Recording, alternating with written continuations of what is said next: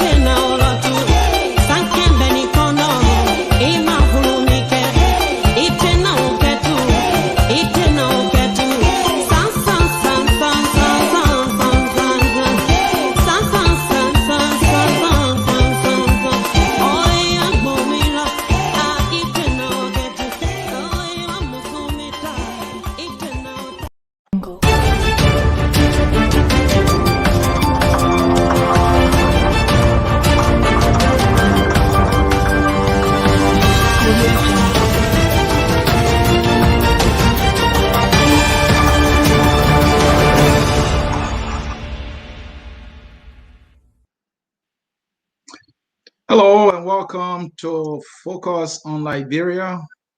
This is the Literary Hour, as always, with Jackie Sayegh. Jackie is not in today, and so I'm sitting with Prof. Nagbe here in this another edition of the Literary Hour. At this time, I will welcome Prof. Nagbe. Prof, another edition, another Friday. Welcome. How about that? Friday has come around.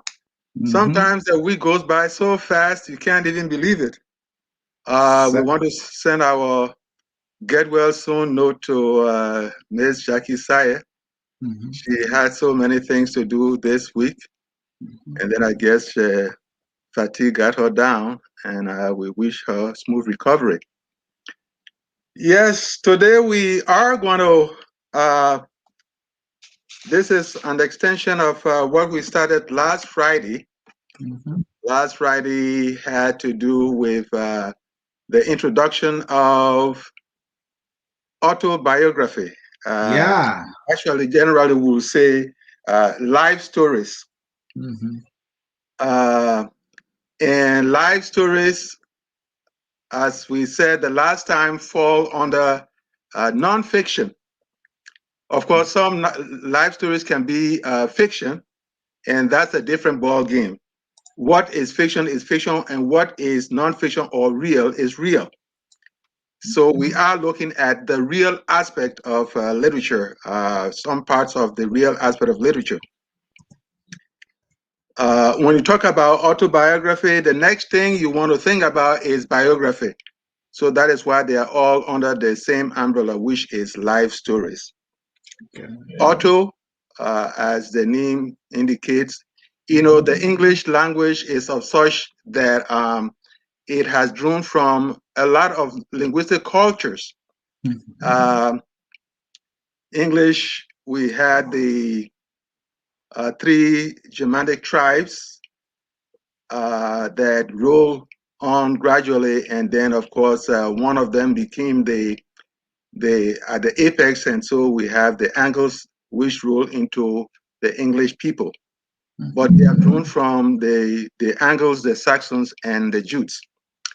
A few major cultures impacted English. You had the Romans that gave us Latin, and then you move on to French, and then from there it was just rolling down the hill. Spanish and all those got in there. I brought that in to say that auto is from Latin. It has to do with self. Yeah. So when you talk about autobiography, you talk about self, and bio has to do with life, and graphy has to do with writing or something of that sort. So we have autobiography.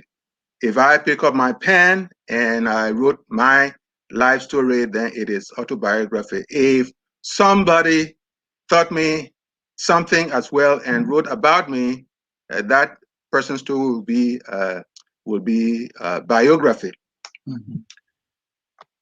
Whatever the terms are,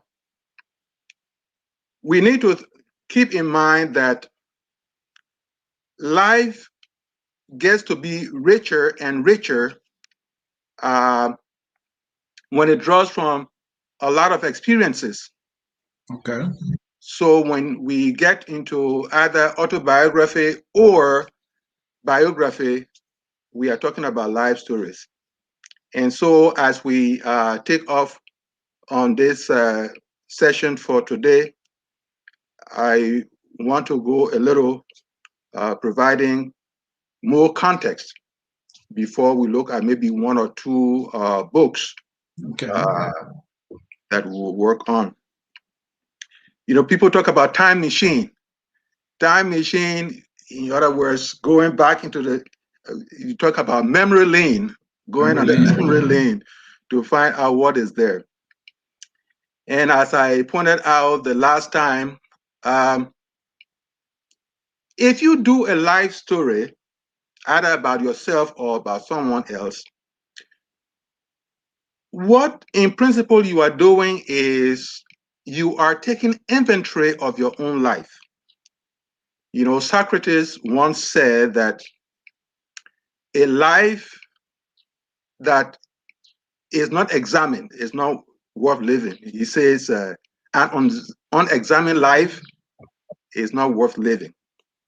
So while others will think that it is going down a lane of boasting and all that, sometimes it's not it. That is all the reason why in life, even as flawed as we human beings are, there are moments in life that you have to pay attention to what is being sensitive about truth, being sensitive about truth, being conscious about truth. You see, because if you are guided by truth and you are telling your story, your reader or your audience will have a sense that you are telling the truth. Even if for some reason it is slanted in a way that you don't want to hurt other people, the audience will see the truth in what you are saying. Prof, I'm So, curious here. yes, please go ahead. Okay. I know when one is hit by disaster Mhm. or some sort of bad news in the Mhm. family, be it death, we cry. Yeah. And that crying is an expression of oneself based on the grief or an unfortunate situation. Yeah. Now let's bring that to autobiography. Mhm. Because when I listened to you and Jackie, she was wondering around whether, because others are questioning whether or not autobiography can sometimes be or can be overblown. Mhm. All right. But I'm bringing this emotional aspect where someone is crying Yeah. because they're being hit by something unfortunate. The tears are realistic, Mhm. you know. So my question is, what can motivate writers or just about anybody to go about writing an autobiography? What are they trying to get across? A couple of things. Mhm. One is, you know, have you ever wondered something happens to you and you remain restless until you tell someone else? Yes. Either that person is you expect that person to say never mind, yeah, Yeah. as we say in Liberia, never mind, yeah. That never mind may seem simplistic, may seem nothing, but the idea that there is someone besides you who Mhm. kind of feels that hurt and wants to participate in the orbit of the emotion. Mhm. So you go on and solicit implicitly or explicitly, you solicit that person's sharing of the grief with you. Right. That's one part, which is catharsis. That is the cathartic aspect of it, purging Okay. of your emotions. Okay. The other aspect is that, you see, as I said earlier, life is a bundle of experiences. Mhm. Life is a bundle of experiences, and we, the human species, uh, we do not grow almost automatically like animals do, regular animals do.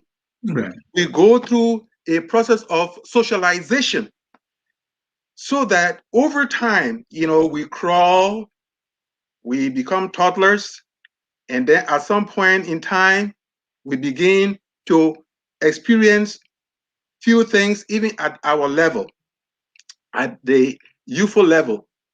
And then gradually we become full adults and what have you. That process of socialization, that process of development requires us to learn a lot of lessons. Those who came before us will tell us what had gone on 50 years ago, 100 years ago, 200 years ago. And the story chapters that are laid out there are supposed to be a way of teaching us what life is. Life has problems, life has failures. There are times that you fail and you say the whole world has come to an end. Yep. That But feeling when you comes about. read, when you read another person's story, then of course, what is happening to you is virtually nothing as compared to that person's story. So we said that life stories and all that, we are talking about purging ourselves of certain emotions. The second is being able along the way to provide lessons to the younger people. Sometimes it's not even the younger people. It may be that there are certain people who did not participate in the suffering that you went through, and by telling such stories, you are giving that person something to think about. And if that person is religious and understands the kind of dangers, challenges you pull through, probably that person might think in terms of religion and say, well, it is God that's brought this person this far. And especially that storyteller, if that storyteller can admit or explain, concede that some power greater than himself or herself had been at work to bring that person to a point. Think about some of us from rural Liberia Okay. with those who for all their years had been in the city and probably had it made, had a silver spoon in their mouths and what have you. They probably might not have experienced someone going on the farms from 5, 10, 15 miles away to get cassava, to get rice, to get palm nuts, to even get wood to bring to the house before mealtime will begin. Certainly. And if someone has, and then think about that person who went through all that, sitting by this person who had the silver spoon in his or her mouth, and they are virtually at the same level in terms of intelligence and what have you, in terms of book and all that kind of thing. That person says, you went through all this and you are at this level. It is a marvel. It is awesome. It is a way of even shouting hallelujah to God. So, in other words, there are so many things that come into the picture. There are so many things that motivate people to want to tell their story. So that is at the heart of it all. When you say the question of what motivates people, I want to tell So, my story, not to brag, but yeah. to tell people what probably fortitude being determine what it means. So, beside telling the story of one's life or another person telling another person's life story, Yeah. which is auto and then biography, Yeah. what should be the central takeaway for any reader? It may vary, but what should be the central takeaway of from any reader, anybody who reads it? What should they be able to grab from that life story of that individual? In most instances, Mhm. it is the issue of drive, Okay. DRIVE. Yes. Mhm. What is the gravitas? Like I always say, what are the voices and the forces that propel this person? What made this person tick? Huh? Of what substance is this person made of? And if you read the story, you one of the things you might want to say is that human being is strong. Human being is strong. And the other aspect is that of if someone has a problem and has been able to deal with it, Mhm. why did this person deal with that problem in this way as opposed to that way? What possessed his mind? What tiny voice did this person hear to take? For instance, again, But can there be voices, Prof? yes, indeed. So voices that are only private to the individual. That is part of what we talk about your conscience. Okay. All right, Okay. that is part of what you want to talk about as your conscience. So the voices, it's not something of oh, this person is probably going insane. That's why he's hearing voices and what. No, Right. it's more of the conscience. Uh, we all grew up. Mhm. There are certain friends or even relatives that fell by the wayside. Mhm. People were talking about going to school. They were talking about doing other things. Either they were talking about playing football for the sake of playing football, or getting into rough things and what have you. And in that process, whatever adults told them to do, they refused to do those things, and therefore went by the wayside, and so turned out in one of the worst ways in life. So, two or three of you have grown up now, and looking back, thinking back about things that went on, you find the question is, why did this person take this path, and the other person took the other path? Why is that so? So these are the things that people explore in their own lives, or when they are talking about writing about the lives of other people.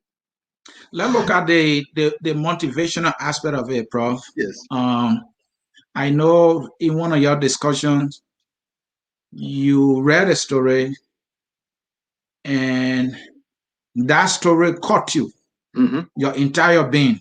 Yes. And so it enacted a certain kind of drive in you. So my Yes. question I'm asking is, what would you say to anybody, maybe who is down, maybe in a struggle and trying to find inner strength? Why would you recommend that person to read an autobiography or biography of individuals? What would that do for that person? Yeah. As others have done, others can still do. Okay. The whole idea is life stories provide wisdom. Okay. Life stories provide advice. which is another way of saying wisdom. Because the person who advises you, it's possible that that person had had a wealth of knowledge from reading other people or from listening to other people. So what you want to do is to motivate that person. What you want to do is to encourage that person. And therefore, asking that person to read somebody else's book or that other person's book comes into the picture. I'll, by this now, bring in about one or two. For instance, Up from Slavery by Booker Taliaferro Washington, the guy whose name was given to BWI in Liberia. Okay. In my early days, my father wanted to teach the importance of diligence. The importance of diligence. Okay. Yes. One old man in the community used to say,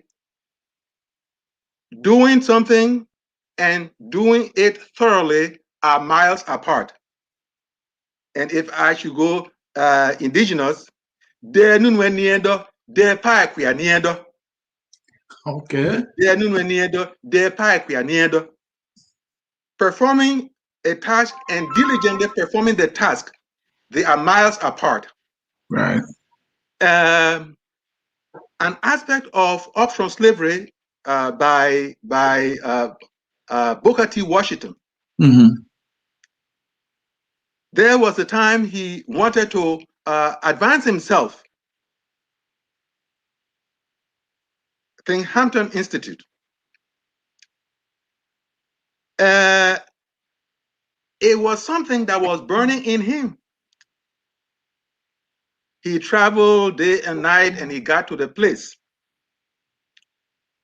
He met the head mistress, who was who you call the headmaster. And he said, I'm ready to enter this school. And the lady said, well, I don't have any other entrance examination for you, but I want you to wash this floor. And this was a lumber floor, plank floor. Yeah. And the guy got to watching that floor. If you never take anything out of that guy's autobiography, Up from Slavery, that aspect of that story is so much a lesson profound. He got to watching that lumber floor. He watched it. First, he swept the place. Yeah. He dusted everything. He got a bucket of water and he washed for the first time. He washed for the second time. My goodness. He washed about the third time or something of that sort. When he said he was done, he never knew what test that lady was bringing in. The lady brought in a white handkerchief to test the cleanness of the floor. She brought in a white handkerchief, pure white handkerchief. And that is the handkerchief that lady rubbed around the room. She lifted the handkerchief and there was no particle of dust on that lumber floor. And Booker Washington said, when that lady saw that, she said, you have opened the door for you to enter this institute. What's the lesson in there? Now, what do you say about diligence? What do you say about focus? What do you say about someone who is committed to a particular thing? What do you say about someone who has the urge, the passion to get something and therefore wants to clear the way towards getting that particular thing? Wow. He had a purpose. He has a purpose. He had a purpose. He was It's like driven. he knew there will come a test. Yes. And he didn't want to fail. Yes. So the thing about it is that the conclusion is that if this person can do this, what else can he never do? Lumber floor, plank floor, Oh. plank floor. And nobody was whispering. We're talking about something about voice. Nobody he was not doing eye service either. He was not doing eye service. The lady he didn't complain. No. The lady just gave him that place there and went about her business. And he saw that as an opportunity. Maybe. Oh yes. Oh yes. So I take that story and again, as I was telling you, this is a book. This is a book that I read when I was in the early part of my junior high school days. My dad gave me that book to read, and since that time, that book has every time I'm somewhere, that book has got to be one of those books on my shelf. So you use the word diligence. Yeah. And that is the book. Up from you carry with you every day. Yes, all the time. So, yes. Prof, that word diligence was being applied to the letter, to the fullest. Yes.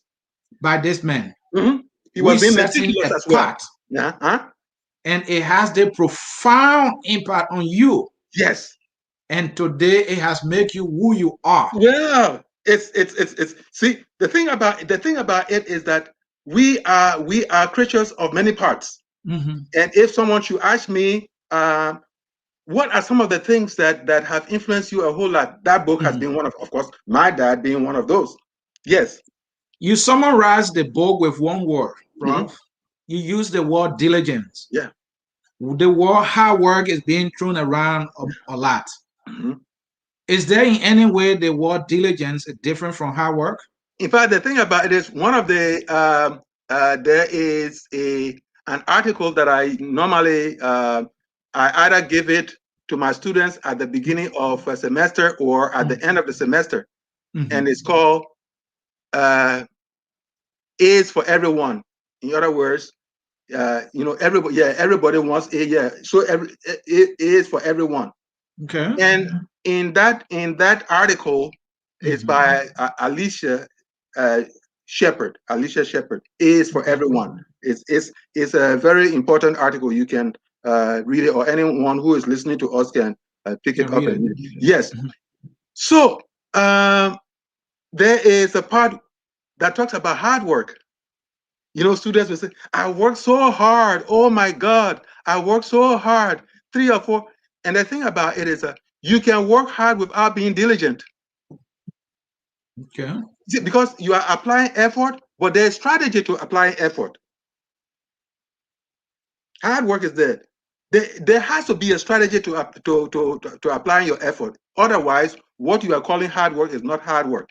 So there has to be the applying of the effort. There has to be a kind of meticulous look at the particular thing. There has to be diligence about what you are doing, paying attention to details and all that kind of a thing. All those things weave into what is called genuine hard work. And if you are not that, you can sit down. Yeah, that's the thing about even studying. If you think studying is by sitting at a table for X number of hours and you reading books, no, there has to be segments of time. There has to be what you are looking for and all that kind of a thing.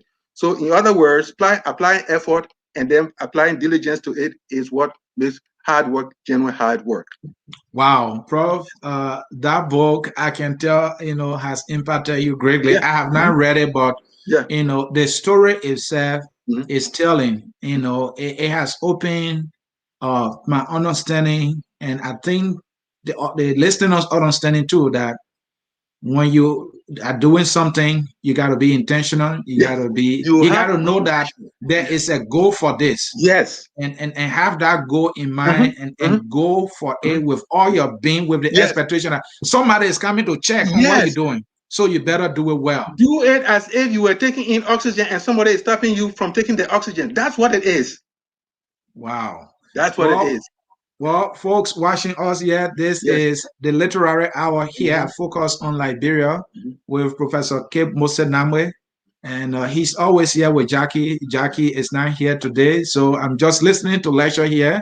If you are just joining us, you're in the right place to listen to, live stories Yeah. that have the power Yes. to create the fire in you to Yes. be who you To want to be. create, you got it. If I think we need high five. Give me a yeah. To create the fire in you. Fire. Mhm. If you look at well, Things Fall Apart is a fictional story. But there Right. are two characters in there, Ikemefuna and Mhm. Nwoye. Mhm. Ikemefuna happened to be a lazy boy, Yeah. and they said took after his father, Yeah. his grandfather, and Nwoye took after his wife. No, that's Nwoye. Nwoye took after his grandfather. But Fire. when Ikemefuna came in the house, he brought fire. Mhm. As a result, the Nwoye who was lazy became strong again. Similarly, so in talking about real life stories, Mhm. there has to be something that sends fire in you. A story that has something to give to life. Uh, there is one of the English kings, Richard the Lion-Hearted. Mhm. Uh, then there's another one, King Robert the Bruce of Scotland, and that is the one I wanted to focus on. Okay.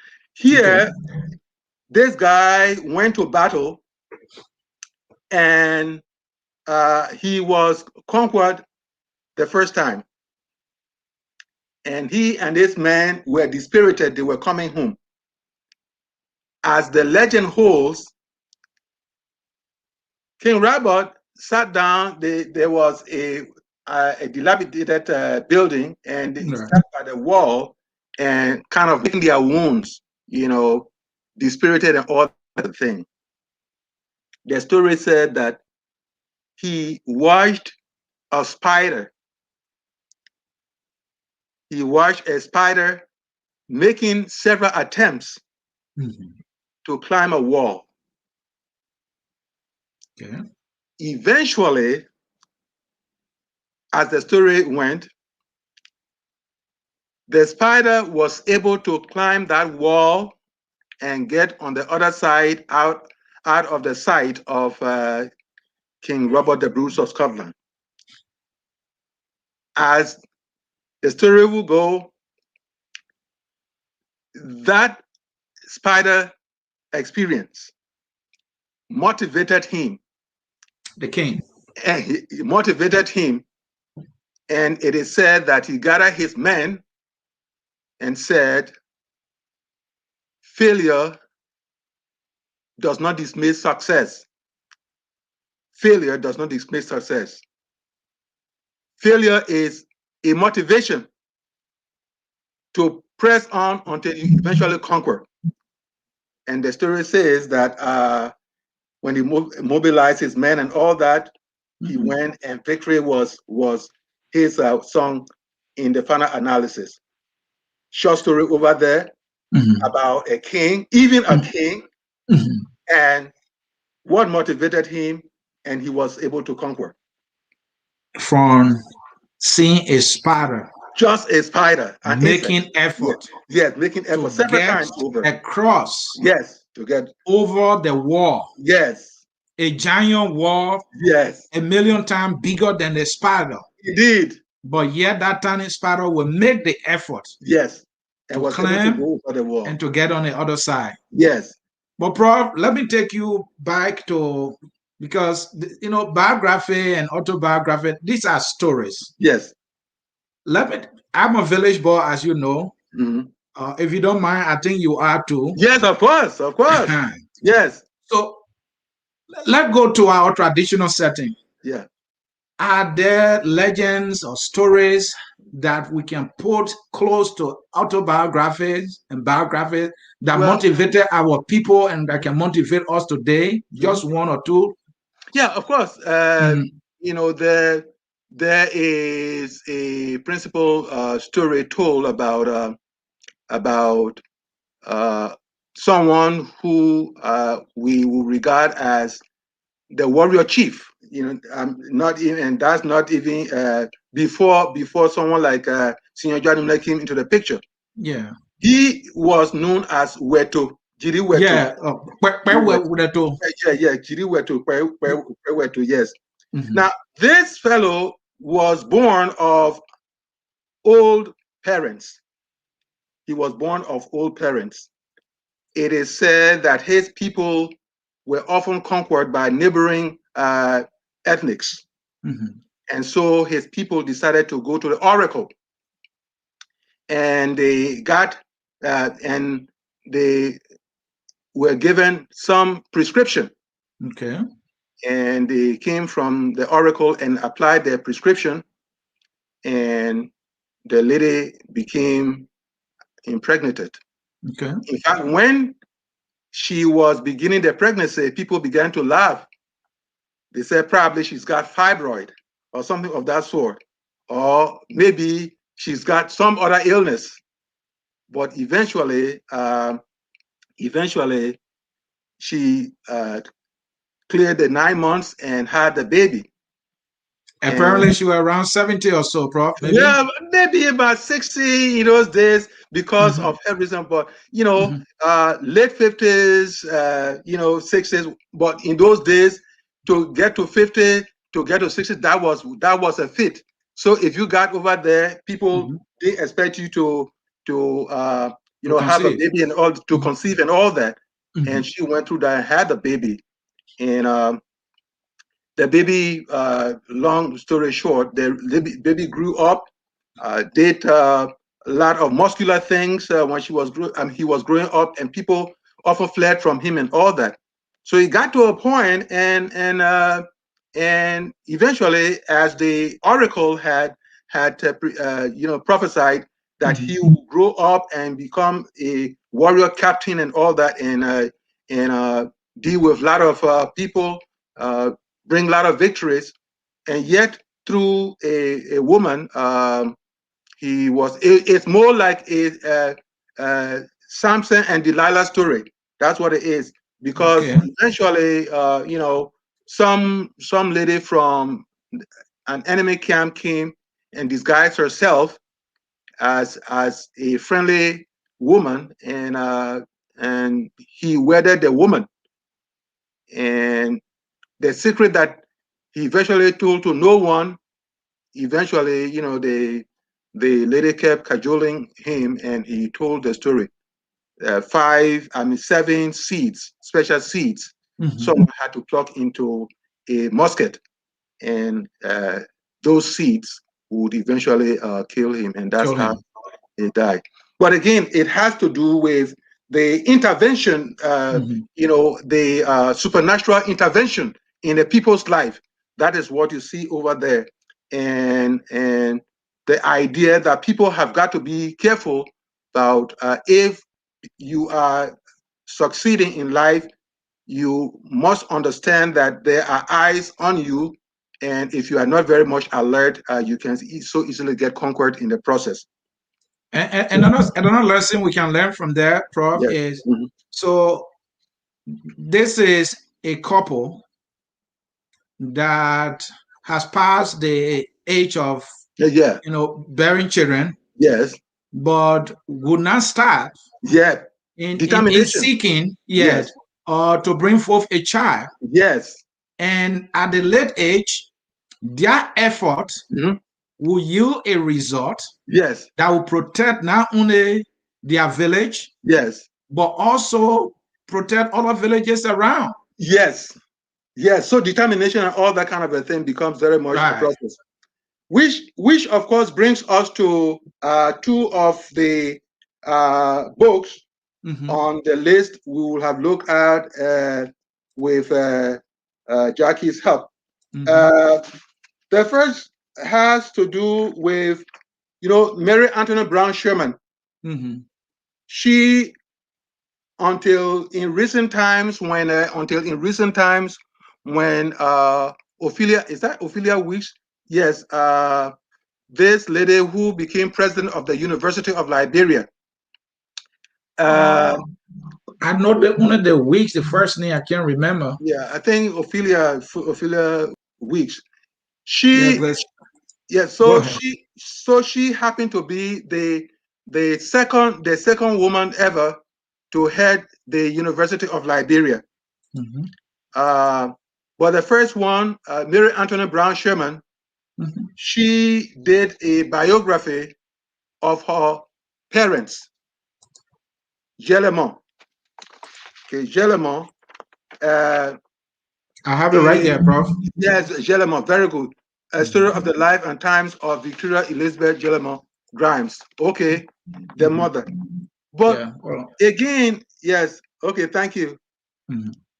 Let's share it a little. So she tells the story of how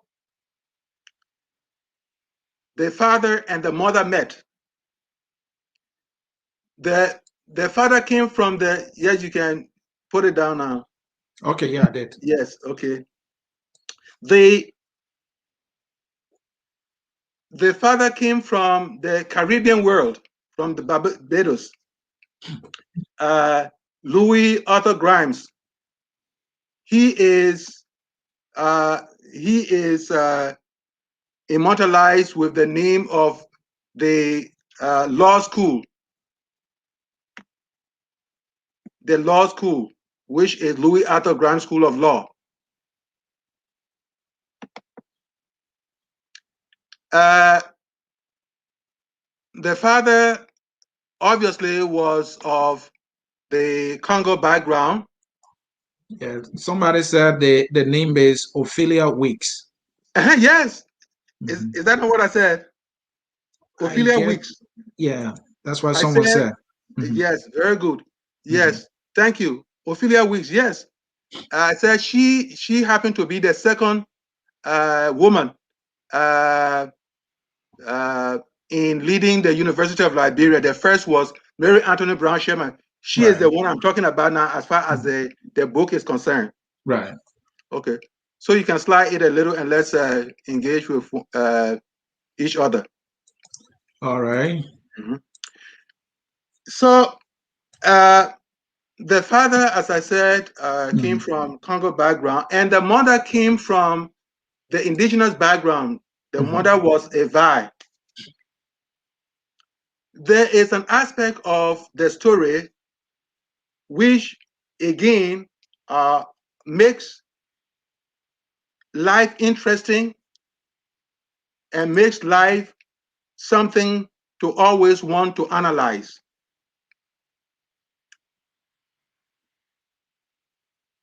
The father did a lot of good things for other people through the intermarriage. There were a lot of indigenous boys and girls who came to the house, and they were able to get an education from the Grimes home. Do you know that the father dreamed about his own death? What? Yes. The father dreamed about his own death. The Gotta be father dreamt interesting. about, okay. Sometime shortly before his own death, he dreamt about, I think, the breaking of a flower pot or some gift that was destroyed in some kind of funny way. Right. And he told the story. it didn't gel until he died. And when the mother began to put it, they say, okay, so this guy, it was his own death he He was saw foretelling. Yeah, foretelling. So then it brings us to the point about dreams. dreams. Uh, Abraham Lincoln died in 1865. He was shot in April, a day in April, and then the following day he died. But he dreamed about his death. Wow. He told, yes, the night before he was shot. The night before he was shot, he had a dream. He was going upstairs in the building. I mean, he was coming downstairs and he heard some sort of low-key crying downstairs. And somebody was going up Upstairs. while he was coming. Lincoln was coming down. Someone said, who what is happening out there? They said, someone died. The president died. It was Lincoln who was speaking, or Yes, somebody. Lincoln. Somebody was telling Lincoln in the dream. Lincoln. Yeah, Okay. Lincoln. Yeah, somebody was telling Lincoln and said, because Lincoln asked the question, "Who I hear crying downstairs? There, who? What's going on? Yeah, what's going on?" They said, "No, someone died. The president died." Wow. Mind you, Lincoln was already president. He said, "The president died," and he Yeah. said, "They said he came down and he looked and he saw himself lying in the casket In the dream. in the dream."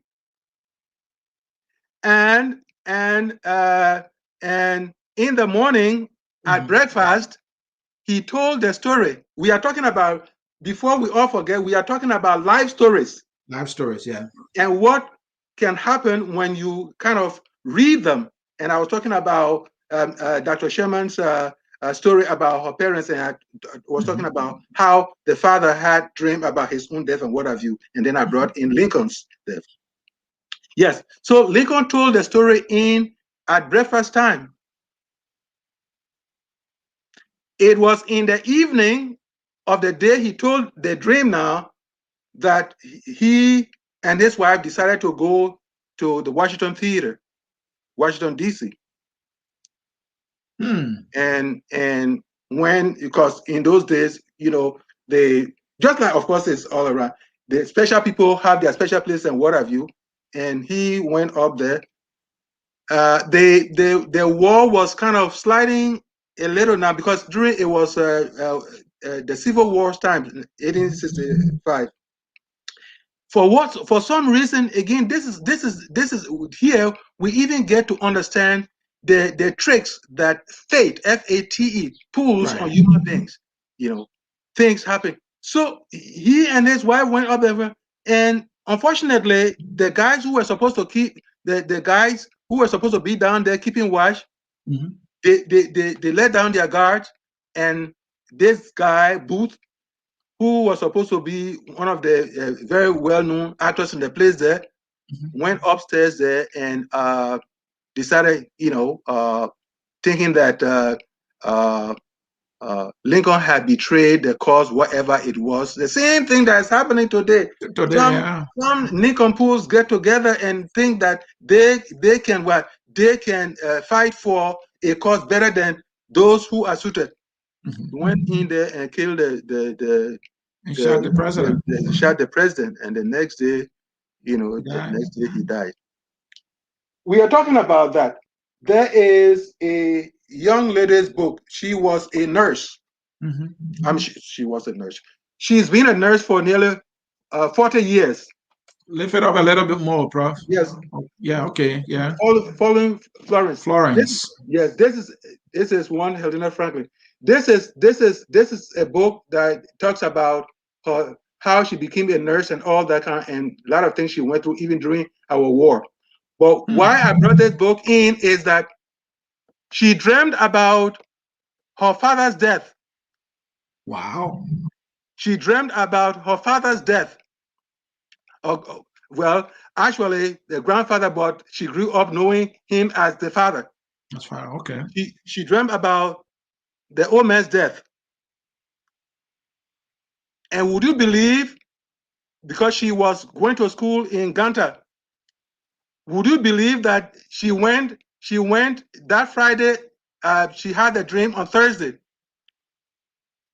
She went down that Friday. At that time, there was no cell phone and other kind of a thing. Right. So she had to go. She went down to her mother's home where she had been before going up there for the nursing education. Mr. Sayegh, what news did that little girl meet at the home? The The father was there. grandfather she saw in the casket the previous night, the grandfather who had meant so much to her, indeed died that morning. My goodness. Now, but Prof, before you continue, I want to ask my question. Is this something that happened quite too often with more people? Well, no. I mean, if it did happen to more people, people will be running from one another, right? Right? Before you come to have a dream of me and that. Yes. So she met the story that Wow. the father, the grandfather or the father had died. Yeah, died. So short of the long is that there are so many things that will make life stories so impactful. There are so many things that will make life stories exciting, even in their depression. So we go to life stories to see or hear or read what other people have gone through. Wow, bro, let's read comments here Yes, and bring please. our viewers in. Yes. And we want to say thanks to our viewers for sticking with us here. Yes, please. This is Edwin Chie. Yes. Chie said thanks. Thanks to Chie for watching us here. Yes. This is Ambassador Dudubo Momon Taylor Jr. He said the former chairman of the National Commission for Disarmament, De-integration, and Reintegration, the NCDDRR program. Then I don't know. That's his title. Something okay. about. Okay, very good. Okay, Mr. Former Chair, thank you. Okay, so Thomas Johnson said, Prof, please cite my book that you edited. Bring your hands. No, brother Johnson, we are coming to it. Because I had said that it will be on the list. That book, that book is powerful. That book is powerful. So, brother Johnson, don't worry about it. That's one of the books we will end with. That book, yes. That's it. Yes, Stephen. Yes, Stevie Mwan say, Professor Nagbe, your son Stevie Uyaka Mwan is watching from Minnesota. Oh, well spoken, Prof. Okay. The man you are Glad to see you. Yes. Thank you so much. Yes, keep watching. Thank you. Let's hear from James Cow, I believe. I love this program. Mr. Nagbe and our sister always do for us their best. Thanks, Anthony, and Focus on Liberia. Thank you too for watching. Yeah, Prof is happy to be here. Once you will all come here to listen. Yes, thank you so much. This is Opa Dualo. Hello, I would like to speak. Opa want to speak. Please go ahead. Yeah. Hello, sir. I would like to speak on this case. Your analysis are completely off, and if you don't mind, I will correct your. I know I couldn't get people to get more out of this talk than you could. Okay, what is it? Know. Okay. So let me get it now. Yeah, I don't know. Maybe you want to call, but let me progress here. James K. Charlotte. Yes, that Ophelia Weeks is her name. Okay, yeah, we're looking for her name and Ophelia Weeks. Mr. Nagbe, I love you. Thanks for focus on Liberia. How can I contribute? Please, Prof, how can James contribute? Okay, well, the first thing is that we have a call out for a short essay a 3-paragraph essay telling readers what Liberia means to you. So probably that can be the beginning point, and then we can talk about other things. So once that can come in, then of course we will know that you are part of us and see where we go from there. Yeah, so to reinforce that, James, you can send that short essay to this email, focusonliberia@gmail.com. Yes. Prof and Jackie soliciting essay. And Yes. the question they're asking is, what does Liberia mean to you? Yes. And then they will compile it, And maybe in a book or something yes. like a pamphlet, Yes. and Yes. then it A will be book. A whole published. book. Yes. Yes. Yeah, a whole Yes. book. So Yes. what does Liberia mean to me? Me too, yeah. Tell your Liberia story. Yes. Let's see Liberia through your eyes. Prof and Jackie Yes. will put that Yes. together. Yes. You can encourage others too to do the same. That's Yes. a good place to start from. Yes. So let's Okay. continue with the comments, Yes. Prof. Let's hear from. There's a Mhm. fellow who wanted to correct us, and I really want to listen to his. But anyway, Yeah, that's Opa Dwalu. Opa Dwalu. Opa, I think you should have my number. You can call me. Then we can hear from you. Francis, Francis C. Wilson. Boy, are we being more built morbid today? today. What do you mean, Francis? She's always interesting. Yeah. No, is it you? Someone is caring already. What do you mean? No, it's just you should have a historical program every what. Yeah, Emma By that, what do you Wilson. mean? Mm-hmm. By that, Yeah, what do you mean, sir? yeah, want to have a historical program every week. All right, we'll take Okay. that suggestion. Yes. We'll take that suggestion Uh-huh. and we'll see what we can do, even if it's not every week. But Yes. I don't Once. know how long you've been watching us. We always have, a lot of historical shows here. Yes. We did Yes. Bella Yala. Mhm. We have another one coming up. So keep your dad said here, focus on Liberia. We do history here a lot, more than any other platform. I can say that for a fact. James again turns. So how financially can I help? Oh, okay. Okay. Talking Well, about financial contribution, let me say this to James quickly, Prof. James, you can go to our website, which is www.focusonliberia.net. Let me see if I can share it here quickly. Prof, this is person who is willing to contribute. yes, that's good. Yeah, so let me see.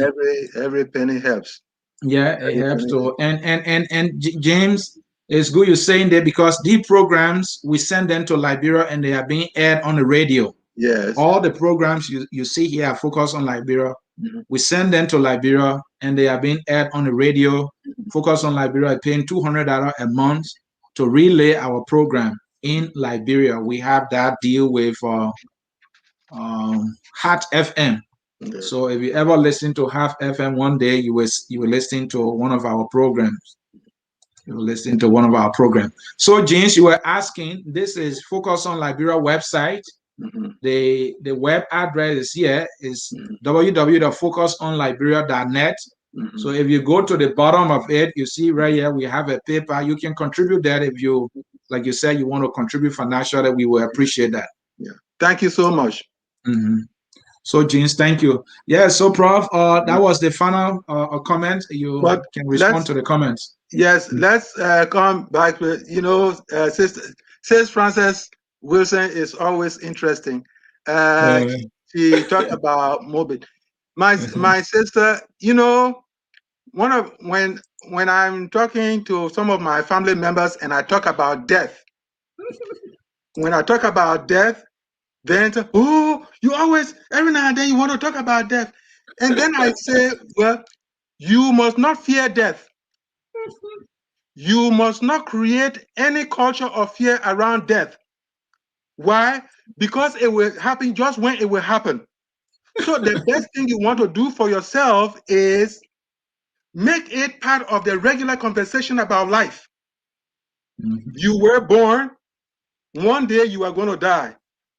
So if you engage in conversation about these things, you kind of take sting, S-T-I-N-G, out of what? Out of this subject called death. We brought, if the very fact that we talk about the dreams that kind of became realistic about death, if that is where the question came from, then yes, because that's part of life. And we said that life has so many experiences. Some talk about death, some talk about illness, some talk about several other things. So that would also bring in what we're saying about Dr. Sherman and her parents, how they grew up and were helpful to a lot of people. And there she tried as much as possible to celebrate this whole idea of intermarriage and how intermarriage can lead to kind of a galvanizing the unity of a society. Perhaps if a lot of intermarriage had gone on in Liberia, or had people pay attention to intermarriage instead of having some people who, even though were married to indigenous women, saw them as country women, and therefore made their children to even run away for, or kind of put their what, put their children's mothers aside. So intermarriage is one of the things that comes out of the importance of intermarriage that comes out of Dr. Sherman's parents' biography that she did. And I talked about this young lady who did a book, Following Florence, in which she talks about her her life as a nurse. Another book is this work that Brother Thomas Johnson talked about. Yes, that book happened to have been about a Pentecostal cleric who lived up to about 104 years before he died. This book celebrates the tenacity of this Pentecostal cleric. He went through the ranks in the traditional culture, and at 40, 45, he decided that the cultural life was just enough for him. And by that, it didn't mean that he was rejecting everything about the indigenous culture. He was tired about the sad aspects of the culture and wanted to live a new life. And that is how eventually he was converted. And when he was converted, it was as if he had insulted his peers, and from left, right, up and down, he was going from one aspect of challenge to the other, even to the point of having one of his wives. Of course, by one of his wives, I meant that his first wife, who was the pillar, she was poisoned by those who were fighting the family. Why did the man have to leave the traditional aspect of the culture? And in that man's life, you will realize fortitude. You will realize that is never giving up in life. And along the way, a lot of his enemies were destroyed. at their own hands. At their own hands. So bring your hands, which has to do with the vision, the Pentecostal cleric saw. Okay, saw a vision, and in the vision he saw Christ, and Christ told him, "Bring your hands," and he said, "I'll give you seeds, and I'll urge you to take the seeds and spread them around."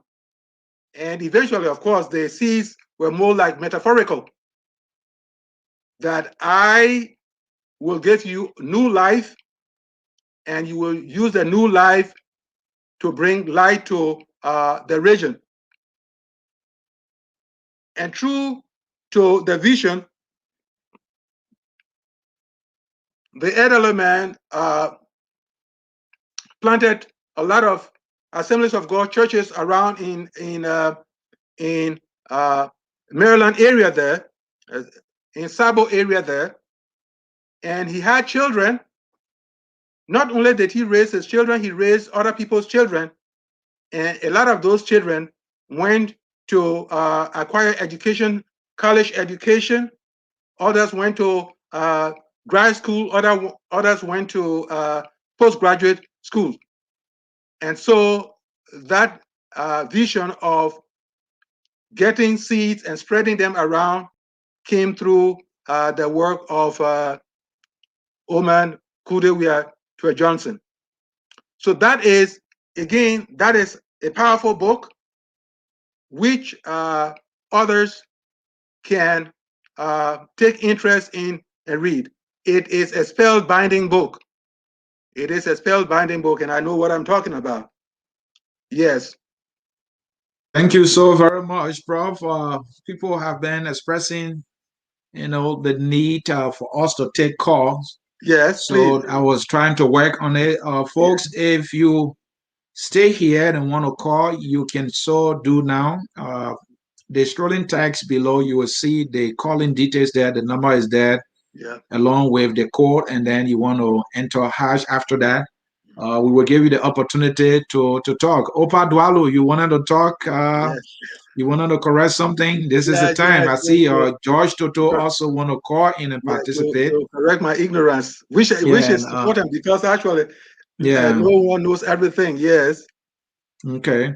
Yeah. So let me see. Let me read comments while we wait for them to call. Yes. Frances C. Wilson said, Anthony C., you guys need to have a Zelle or Cash App account so we can contribute to the show. I Yeah. totally enjoy you all, especially Pro when we are butting heads. Francis, you better stop. Yeah. Oh my Yeah. God. Yeah, from Genius again. Genius said, Anthony here, write your website and how to financially contribute. I'm trying, but not going through. Oh, let me put the website here, Prof. Let me put the website here for them. They want to see the text, then they will see. Let me see here quickly. Bear with me, yeah. And folks, you can call. Yes. The number We are is in the waiting for scrolling calls. text there while I do this quickly. Yes. So yes. So life stories, my people, life stories are very much important. Yeah. And one other thing that makes life stories very important is that these people are real. Yeah. It is not someone telling you some fanciful story and what have you. If they talk about John, I was talking about Mary Antoinette Brown Sherman. Yeah. This lady was president of the University of Liberia. That's her parents I just talked about. Even though the book is focused on the mother, it is also the story of the father. And as I said, it is a celebration. That book is a celebration of intermarriage. One of the benefits coming out of intermarriage. That is good. Somebody said they're having issue with the website. The website is also in the scrolling text here below, focusonliberia.net. Yes. But some are asking for Zelle. So for Zelle and Cash App, Mhm. let me also provide you a phone number Okay. that you can use, and because Cash App Prof is so much easier for most people. Yes. Yes. Yeah, that can be very instant. Yes, that's right. Mhm. That can be Yes. very instant. And if while you're going on, and if you were here uh, last Friday, which was the 23rd, we talked a little about the book Lifted Up by Victoria Talbert. There is also the theme of intermarriage. Mhm. Victoria Talbot came from Vi, as we say, Vi country. She came from Cape Mount, and she got married to William Arrow Talbot Jr. She talked about the rough life she had growing up and saw the marriage as a blessing, like all women would.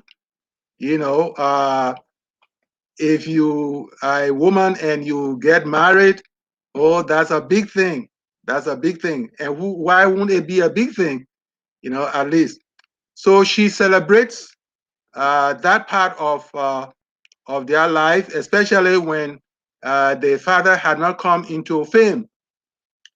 But then, in so many words, she did say that when the husband became that high up, unfortunately, the attention that she often got from him was not there anymore. And probably, again, that is part of life. You know, young people start off on a simple note, but when either one of them, either the wife or the husband, becomes someone of important stature, then of course there might be some little sadness at home because the wife who had dreamt of having the man all to herself may not enjoy that. But again, uh, that's part of Prof, life. We talk about life and experiences. We talk Prof, about we have life stories. We talk about those. Yes. we have caller. Okay, George Toto please. is on the line. Yes, Mr. ma'am. Toto, go ahead. Yeah, thank you, Dennis, and also let me say thanks to Professor Nagbe. Yeah. Thank It you. kind of very interesting to see him, to kind of listen to him. Mhm. I'm working on a project. Yes. Is that Dr. Toto?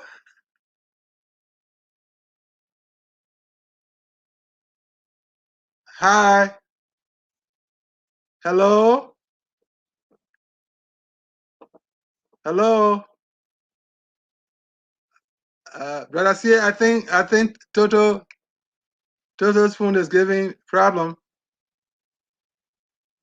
Brother C. But anyway, as I was talking, we try as much as possible to make this hour a chatty type of hour. We try not to make it all too formal. So if you have something that you want to share with us, that is very much welcome. A fellow was saying that I was saying something and I was getting a little off. That's why I wanted to listen to him. Uh, this is part of what it means to interface with an audience, and we like that because that kind of stimulates the discussion. So if there's anything you want to talk about, please go ahead, especially as it relates to literature. Remember that this is a literary hour. We are talking about autobiographies, we are talking about biographies. We talk about autobiographies, we talk about the life story of an individual told by the individual. We talk about biography, we talk about the life story of an individual told by another person.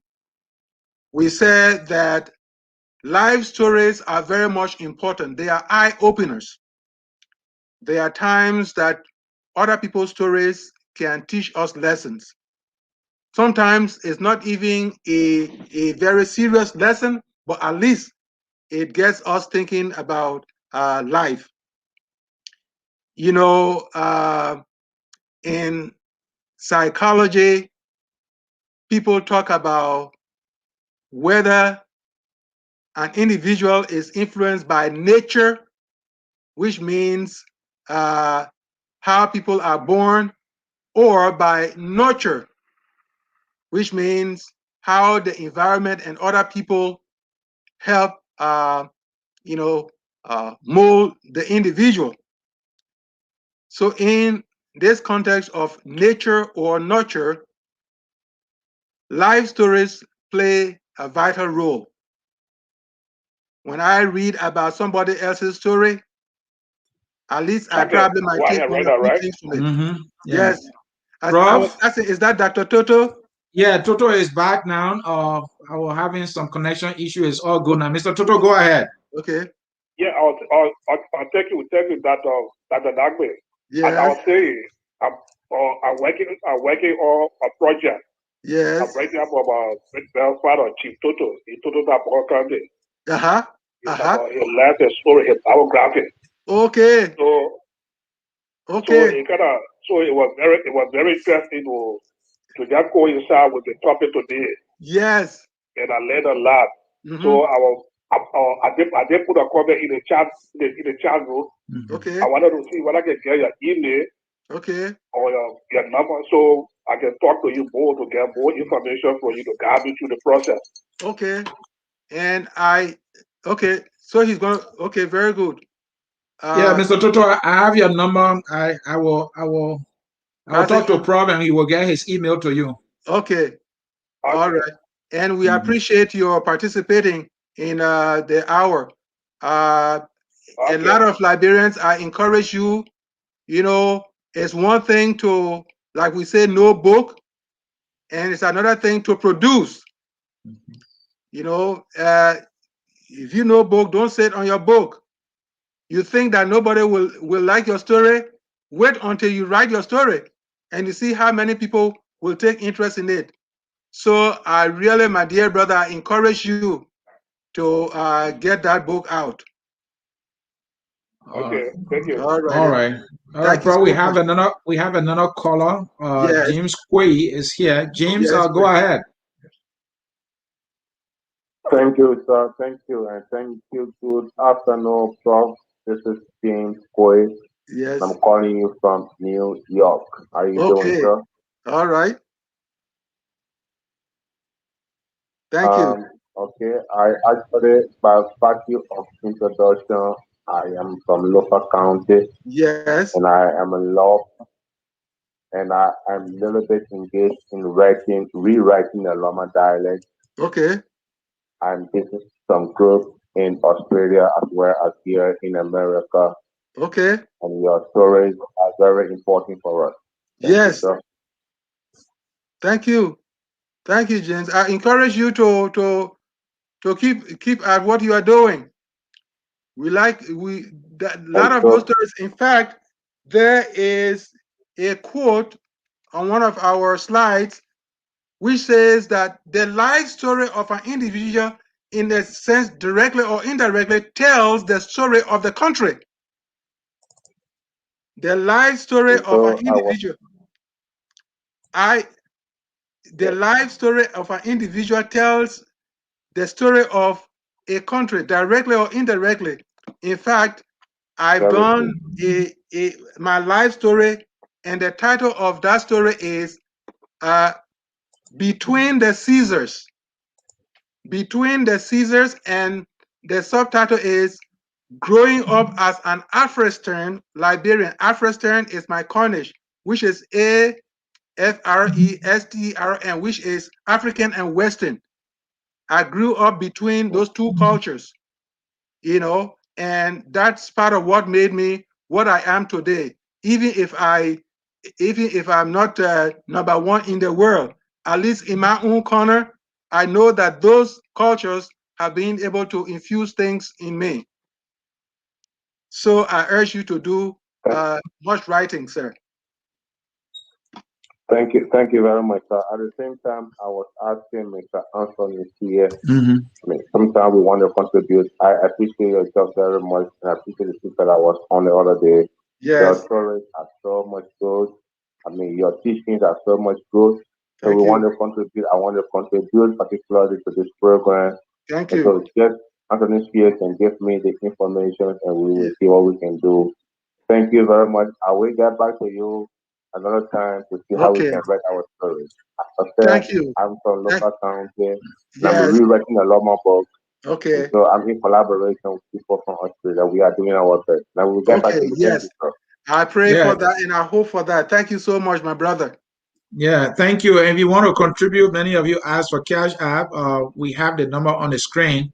Yes. You can go there and look it up, and then you can contribute. But we have our website also. I will be showing the website link also.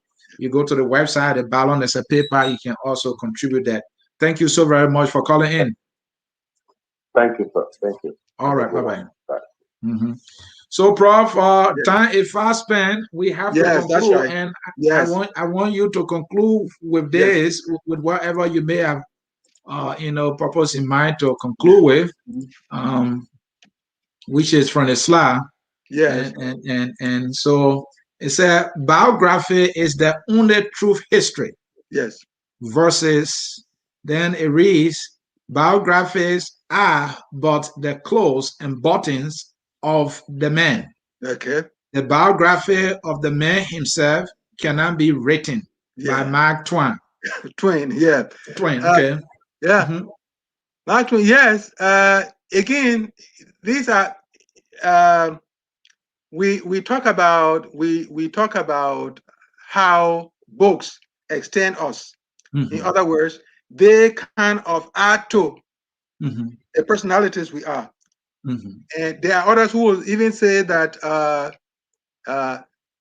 all biographies are not true. I know. Yeah. And there are others who say that your life's work should be enough. You don't have to tell. What that says is that really every individual mind comes to a particular concept, Mhm. and you need not fault that person if the person does not follow the line of what have you. But in the broad frame of things, as we round up, in the broad frame of things, All right. your story and my story, the other person's story and the other person's story, all four stories coming together contribute to the understanding in a basic way about life. So we need to encourage all those. In the United States of America, part of what has kept this country going is the multiplicity of life stories by people who moved in terms of programs, projects, and all that. We talk about the Ben Franklins. We talk about the Thomas Jeffersons. We talk about the George Washingtons and all those.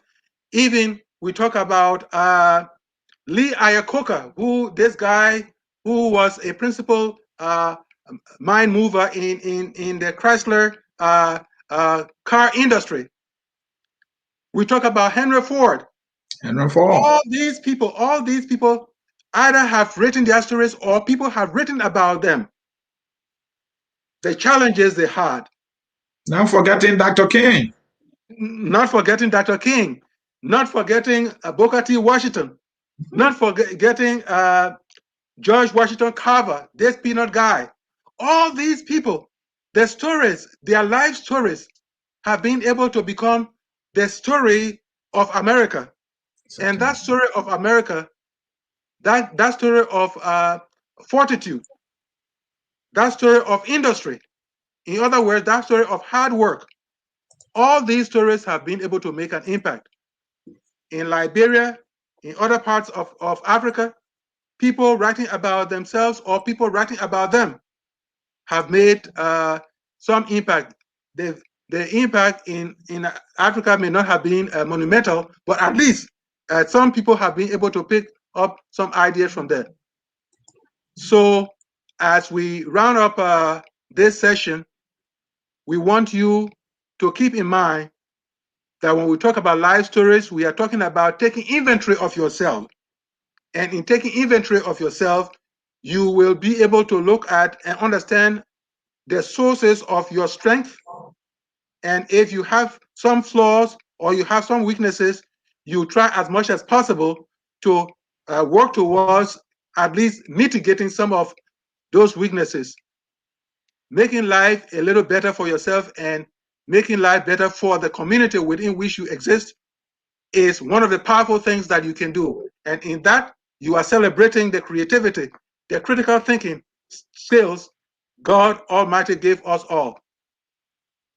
So with this, we hope that our dear friend Jackie will get well soon and cast on board. Jackie, I hope you get well soon. And we want to thank Brother Sia Azunesie for staying the fort. We enjoyed this hour, and as usual, we'll always come this way. And please, when we come this way, make sure to bring your ideas in. They don't have to be the ideas that Nagbe is propagating. You can bring your ideas in within the context of literature and let us have a beautiful time with life as usual. See you next Friday, and stay well. Stay well. Thank you so very much. This has been an exciting edition of the Literary Hour here, focused on Liberia. Yes. And you know, folks, we usually don't close. Yes. Without reminding us about that beautiful song about our home country, Liberia. We are all that say Liberians. We are all Liberians. That song is taking us home right now. Yeah. Yes. Never forget that, guys. Certainly. All right. Bye-bye. Bye. We are Liberians. Liberia is our home. Liberian people.